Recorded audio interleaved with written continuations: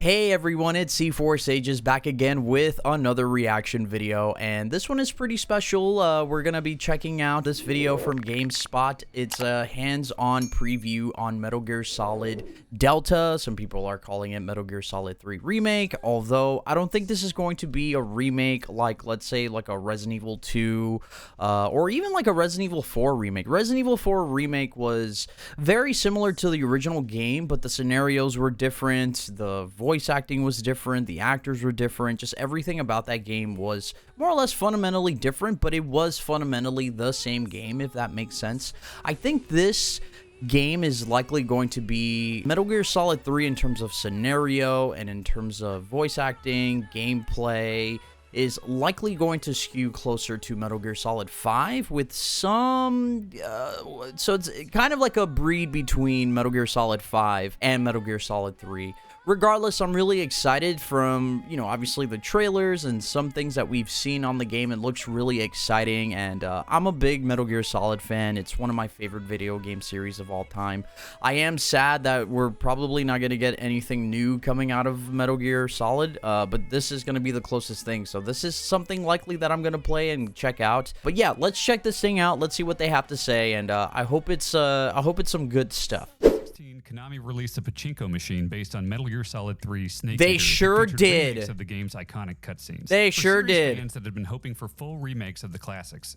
By the way, a lot of people were upset about that. By the way, but the pachinko machines have gotten, as they should have. A lot of people have pissed. Those things have pissed a lot of people off, me included. Especially in a post-Kojima Konami, this amounted to a gut punch. It was the yes, it did. slightest hint of what a modern take on Snake Eater could look like, but to see it, you'd have to be seated in a pachinko parlor instead of getting the lengthy, cinematic Metal Gear Solid experience we had come to expect. Pretty much. Years later, the dream of a proper remake is being realized with Metal Gear Solid Delta, Snake Eater. Announced via a 2023 there it is, yeah. showcase, that's when we first saw it. Arose about what we could expect from this update. Hideo Kojima has long been absent from anything Metal Gear, and his signature style of storytelling and game direction is perhaps the series' defining feature. This first glimpse lacked the humor, flavor, and Kojima factor the fans expected from Metal Gear Solid trailers. Was Delta destined to be a soulless corporate remake of the 2004 classic?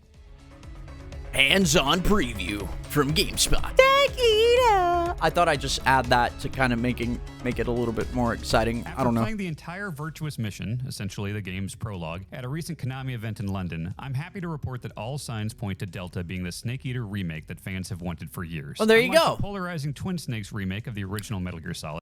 I'm glad that they brought this up because Metal Gear Solid The Twin Snakes is technically a remake of Metal Gear Solid 1, but it's just using the graphics and more or less the mechanics of Metal Gear Solid 2. So it's kind of like a weird remake, but this was also at the time where Metal Gear games, or just the gaming industry, like no one was really remaking games that much. There were like maybe some games out there that were a remake of a game, but they weren't sort of advertising it or marketing it as a remake. This was a remake though, but this Metal Gear Solid The Twin Snakes is kind of an outlier, but I'm glad that they brought it up in this video because it technically is. It's just not what people wanted.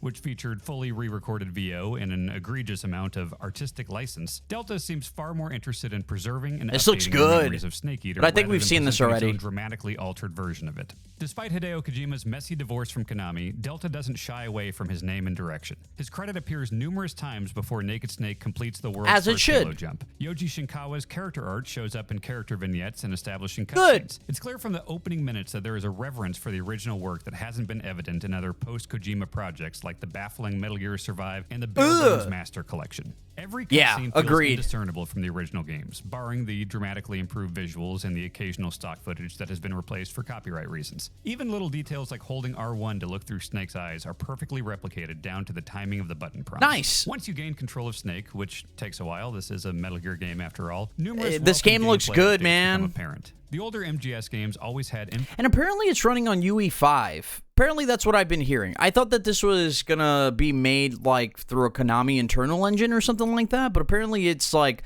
it's using tools from Unreal Engine 5. From what I understand reading somewhere, I can't quite remember. Maybe they'll address it in this video. Inventory and weapon selection relegated to the trigger buttons, but by utilizing left and right on the D-pad, Delta's modernized controls share more in common with Metal Gear Solid 5. Nice. The update allows you to swap your camo on the fly by holding up Nice. Damn, that's a big quality of life. Okay, so to me, it seems like they're focusing on quality of life, right? That's amazing, because for those who haven't played Metal Gear Solid 3, one mechanic in Metal Gear Solid 3 is that Snake can actually change his camouflage as he's going through the game, and there is a plus and minus meter. There's certain camouflages that blend in with the environment or wherever you are, and it makes it easier for you to blend in and hide as you're navigating through, you know, this particular set piece. And it makes it harder for enemies to see you, basically. But the caveat to that was you always have to pause the game. So you could be in the middle of sneaking around or doing anything, and then boom, you'd have to pause the game. You have to change into something else. And then, you know, back in the PS2, like, the loading took a little bit longer. Obviously, the loading got a little bit better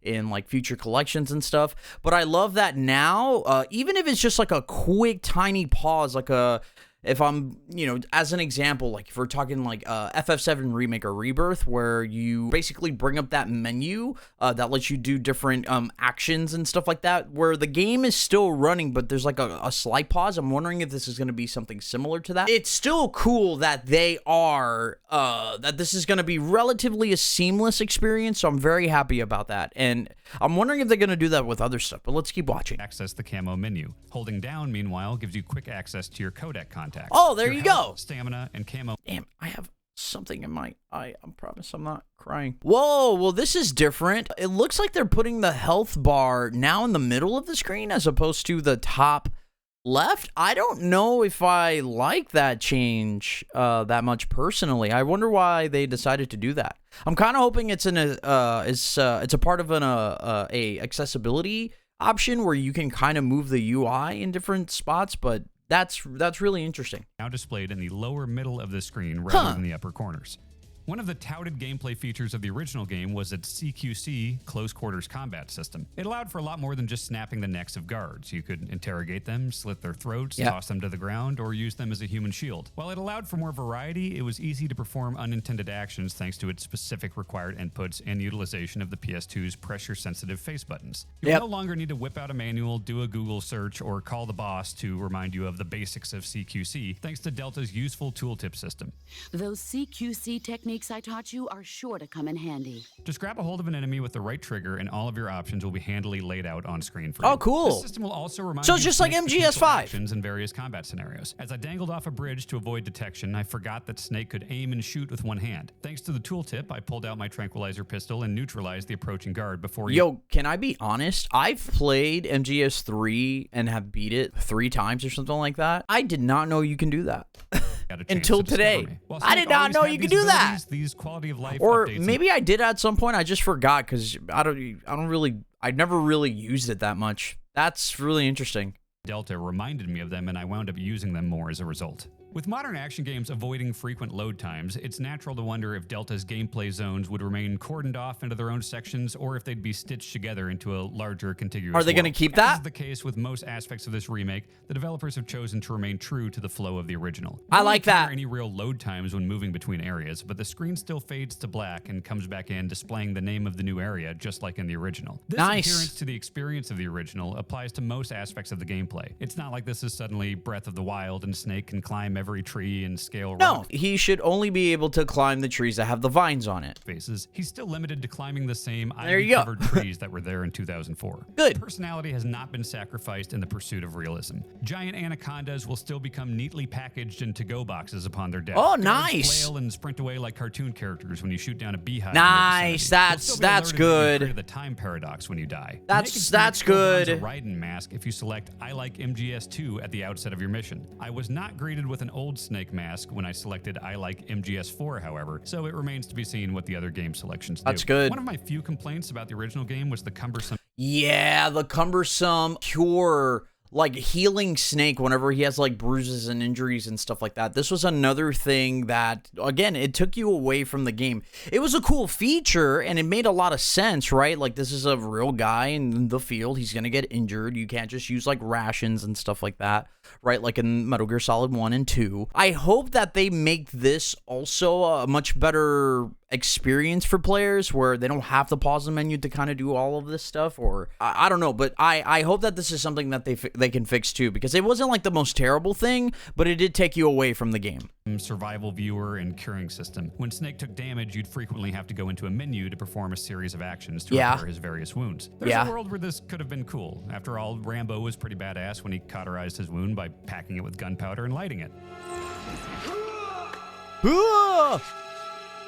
In this case, selecting numerous styptics and suture kits from a menu wasn't exactly an immersive experience. It wasn't. It remains to be seen if this system will be as intrusive in Delta, as it isn't introduced until just after the Virtuous mission in the original game. That said, I did see a grayed out cure option in the survival viewer menu, so it's likely back in some form. In terms of truly new content, I did discover a bit during my 90 minutes with the game. Snake's initial bag of gear grants you a compass that presents cardinal directions, as well as an objective indicator in the lower left corner of the screen. Rolling is given its own dedicated button, triangle, and you can now dive to the ground from a standing position. Oh, wait, well, okay. Again, that's similar to Metal Gear Solid 5. Before it would just be X, now it's triangle. I wonder how that's going to feel. Dedicated button, triangle, and you can now dive to the ground from a standing position. On top of the returning hidden frogs, I encountered one camouflaged duck toy. It was draped in what appeared to be a ghillie suit, and it went up in flames when I shot it, and it caused the duck to start hopping and quacking. It's unclear at this point what this accomplishes, or if they're just a bonus collectible.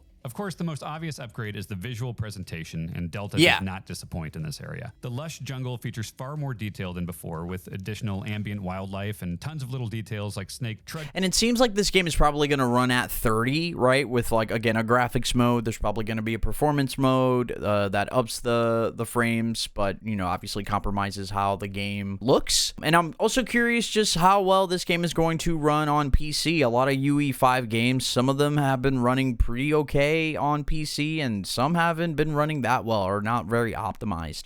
So very curious to see, like, which version of, or, you know, where I'm going to end up playing Metal Gear Solid Delta. That's a big question for me right now, personally. Through the mud and leaving a distinct trail. As Snake takes damage over time, it will be permanently reflected on his body and clothing during gameplay and that's cool. Cutscenes. All of the characters look fantastic and true to the original designs. Volgan's scars are deep and detailed, the N's eye pop is unsettling, and the Sarah's blood rain is much more pronounced. My demo was locked to a 30 frames per second fidelity mode, but the final release promises a 60 frames per second performance option. Thank you. I'm bringing up these questions at the right time. On the remake spectrum, Delta's ambitions fall somewhere between the enhanced visuals and quality of life upgrades of The Legend of Zelda, The Wind Waker HD, and the substantial Resident Evil reimaginings in recent years. It certainly isn't attempting to change things up as much as the newer Final Fantasy VII titles. This is a relatively straightforward, modernized remake of the original, which is in no way a complaint. Snake has such a distinct personality that to make too many tweaks would risk losing much of what made it special. Yeah, and that's the thing to mention too, really quickly, is that in comparison to like Metal Gear Solid 1 and Metal Gear Solid 2, Metal Gear Solid 3 did have so many mechanics and there were so many things that you can do in this game, which made it really fun and it really advanced the series. Metal Gear Solid 2, don't get me wrong, 1 to 2 was a big leap in terms of like how the game looks and how it performs. That's like one of the biggest leaps in gaming ever. It still blows my mind how good Metal Gear Solid 2 looks in comparison to Metal Gear Solid 1. But from 3 to 2, you know, the game didn't look that much better, in my opinion, but there were still so many things in that game that just made it so unique from every other game in the series, in my opinion. So I do appreciate that they are keeping basically the meat and bones and relatively the soul of Metal Gear Solid 3. They're just making it look really freaking gorgeous, which I really appreciate. But it also begs the question, if they inevitably end up like remastering Metal Gear Solid 1 and Metal Gear Solid 2, what quality of life changes are they going to do to those games? Or are they going to keep those games the same? Or if they're even going to remake remaster those games at all? Because again, I could see where you can add certain features and mechanics from Metal Gear Solid 5 to this game, because some of the features were relatively not that they were similar, but like I can see where those mechanics in 5 can live in 3, where they can be dialed down just a little bit. Doesn't have to be exactly like Metal Gear Solid 5, but I can see them working in this game. Whereas I don't see that inherently working in Metal Gear Solid 1. Maybe you can do it, but you would have to dial some things back. So point is, I am so curious on, you know, how this game eventually is, how it's going to come out. If it's everything like the original game, it's obviously going to be good, and it's obviously going to look amazing and stuff like that. So, you know, if you've played Metal Gear Solid 3, it's one of the greatest, like in my opinion, one of the greatest video games of all time. It's arguably the greatest Metal Gear Solid game of all time as well. It's so well put together and everything like that. The story is relatively easy to follow, but like every Hideo Kojima game in the series, there's always there's like messages that are hidden, and there's always a lot more than what's shown in front of you. So I'm really excited. I'm really glad that it's gonna be closer to a Shadow of the Colossus like remaster than it is going to be like a Resident Evil 4 remake, in my opinion. So I don't know, man. I'm really excited. Are you excited? Let me know in the comments below if you are. Now that we know all of this, are you more excited or less excited about, you know, playing this for the first time or replaying Metal Gear Solid 3? And yeah, I hopefully there's a demo out soon. I really just want to play it and check it out and all that good stuff. And yeah, if you like this video, definitely don't forget to leave a like, consider subscribing, and turning on the notification bell. Any help is supported. And I really appreciate it if you made it this far. My name is C4 Sages, and I'll see you in the next video. Peace.